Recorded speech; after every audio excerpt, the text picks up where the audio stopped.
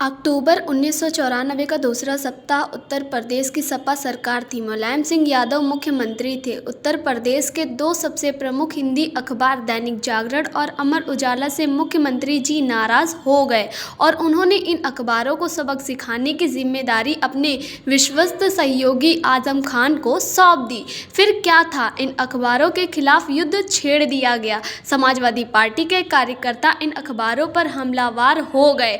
जगह जगह इन अखबारों के संवाददाता पीटे जाने लगे। कई पर तो प्राणघातक हमले भी हुए। हाकरों से इन अखबारों को छीनकर जला दिया जाता और हाकरों की पिटाई होती। इन अखबारों के कार्यालयों पर हमला कर दिया जाता, इनके कर्मचारियों को पीटा जाता। सपा की इस कार्यवाही के इंचार्ज आजम खान लगातार दौरा कर रहे थे और कार्यकर्ताओं को प्रोत्साहित कर रहे थे तथा निर्देश दे रहे थे अखबारों को दूसरे जिलों में ले जाती जीपें रोक ली जाती। जीप ड्राइवर की पिटाई करके अखबारों को आग के हवाले कर दिया जाता था। जिलों जिलों में जिन मकानों में अखबारों के दफ्तर थे उनसे भी उन्हें खाली कराने के लिए कहा जाता था। पूरी अराजकता थी, लेकिन ऐसा नहीं कि यह सब सपा कार्यकर्ता ही कर रहे थे, बल्कि उनको पुलिस का पूरा सहयोग प्राप्त था। रामपुर में जब दैनिक जागरण के कार्यालय को सपा कार्यकर्ता ध्वस्त कर रहे थे तो पुलिस उनके साथ थी। 26 अक्टूबर को देर रात मुजफ्फरनगर में दोनों अखबारों के कार्यालयों पर पुलिस ने छापा मारा था और तोड़फोड़ की थी। अमर उजाला के पत्रकार अरविंद भारद्वाज ने किसी तरह भागकर अपने को बचाया था। कानपुर में जागरण के संपादक श्री नरेंद्र मोहन ने जब कानपुर के एसएसपी से सुरक्षा मांगी तो उनका जवाब था, हम लाचार हैं, हमें ऊपर से आदेश नहीं है। इन अखबारों पर मुलायम सिंह यादव की नाराजगी का कोई एक कारण नहीं था। उस समय सरकारी संपत्तियों की औने पौने दामों में बिक्री, नियुक्तियों में खुलेआम जातिवाद, सपा कार्यकर्ताओं की गुंडागर्दी जैसे घटनाएं चरम पर थी। प्रदेश में हिंदी के 3 बड़े अखबार स्वतंत्र भारत, दैनिक जागरण और अमर उजाला इनको बड़ी प्रमुखता से छाप रहे थे। इन अखबारों के मालिकों तक मुख्यमंत्री की नाराजगी पहुंचाई गई।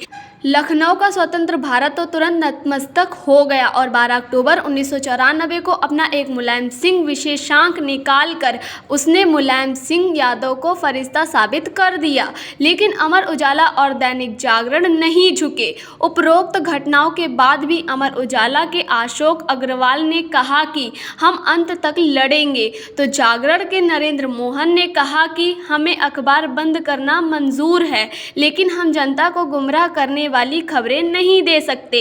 बाद में राज्यपाल के हस्तक्षेप के बाद अखबारों को प्रताड़ना देने वाला अभियान बंद हुआ और धन भी।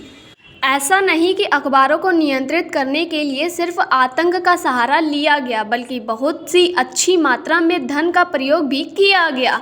बड़े अखबारों के संवाददाताओं और छोटे अखबारों के मालिकों को भी धन देकर उपकृत किया गया। यह ज़रूरी है कि धन की मात्रा पत्रकारों का स्तर और उनकी उपयोगिता तथा निष्ठा देखकर निर्धारित की गई थी। यद्यपि इस तरह का काम बहुत गोपनीय और चुपचाप तरीके से किया जाता है, लेकिन कहीं से करीब 150 धन प्राप्तकर्ताओं की सूची बाहर आ गई और साप्ताहिक पांचजन्य ने अपने 6 अगस्त 1995 के अंक में वह सूची प्रकाशित कर दी।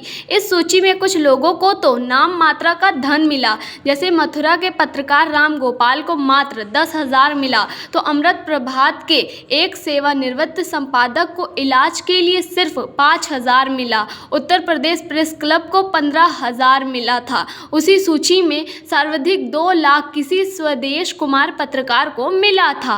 इस सूची में कुछ महिला पत्रकार हैं तो कुछ दिल्ली के बड़े नाम वाले पत्रकार हैं, कुछ लखनऊ के वरिष्ठ पत्रकार भी हैं, लेकिन स्वदेश कुमार की धनराशि सर्वाधिक है। संभवतः यही सज्जन हैं जो श्री अखिलेश यादव के मुख्यमंत्री काल में सूचना आयुक्त भी थे। तात्पर्य सिर्फ यह है कि सपा सरकार ने पत्रकारों में धन वितरण तो बहुत किया, लेकिन उसमें भी प्राथमिकता व्यक्ति या संगठन के प्रति पत्रकारों की निष्ठा को ही दिया। लेकिन संतोष की बात यह है कि उक्त सूची में इक्का दुक्का छोड़कर प्रदेश के किसी प्रतिष्ठित पत्रकार का नाम नहीं है। स्पष्ट है कि कतिपय आपदाओं को छोड़कर न मीडिया को आतंक से दबाया जा सका ना पैसे से खरीदा जा सका। यह वास्तव में गर्व की बात है। धन्यवाद।